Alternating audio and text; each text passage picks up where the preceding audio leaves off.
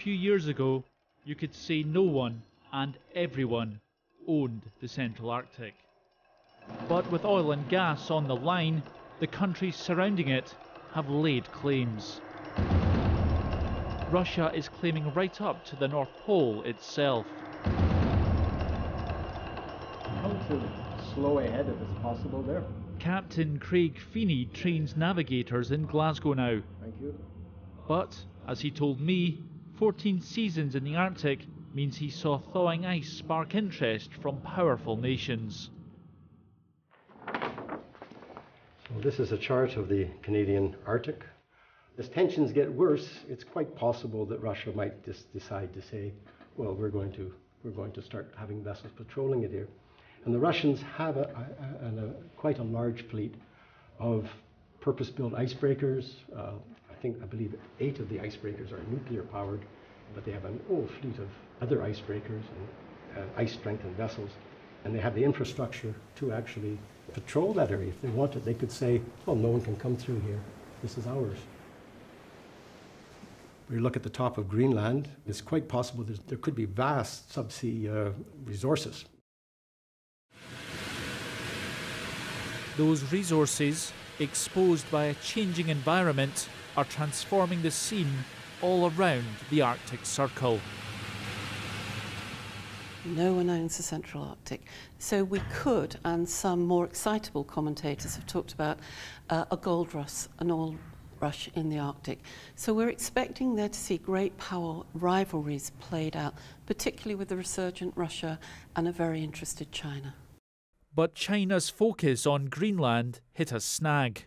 Plans for Chinese companies to buy a naval base and build an airport were rejected. Despite that, the moves by Russia and China are altering the picture. It looks like a race to me, but we're looking 30, 50, 70 years out. There's a longer time horizon, depending on climate change, but certainly it's a race. And even more intriguingly, of course, for a country like the UK, we've just reaffirmed our commitment to a 10-year commitment for our Marines in Norway.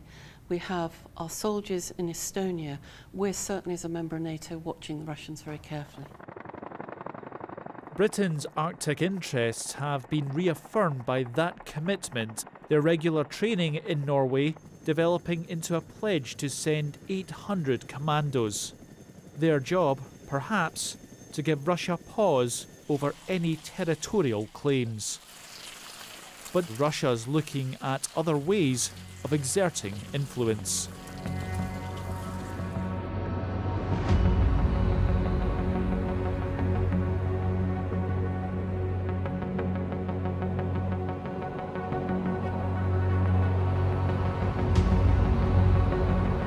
The United Kingdom is echoing the mix of military and civilian investment Russia is making. Captain Feeney's role at the City of Glasgow College proves that. In a specialist 360-degree tanker simulator, he aims to train the next generation, giving them the skills they need to pilot through Arctic ice sheets.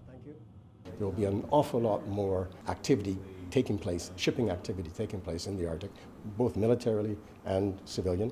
We have cruise ships that are very interested in going up to the Arctic, of course, and we have to train the young navigators at an early stage, even at cadet level, to be going into the Arctic. 5 simulation suites give a highly realistic experience of navigation in all conditions. I've never navigated in the polar region, but it gives me the opportunity to see what it would be like. It gives me the chances to know how I would do it, for example, knowing the speeds you have to go at, all the different cautions that I have to take, and the dangers I need to look out for that don't apply when you're just in normal, even close quarters, restricted waters or anything. It's always going to be a difficult place. If you can look at Arctic exploration, and in general it's crazy. Even just getting a ship up there I think is amazing.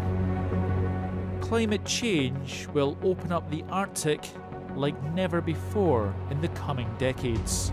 The race to stake a claim is testing international relationships between nations who already have competing interests around the world.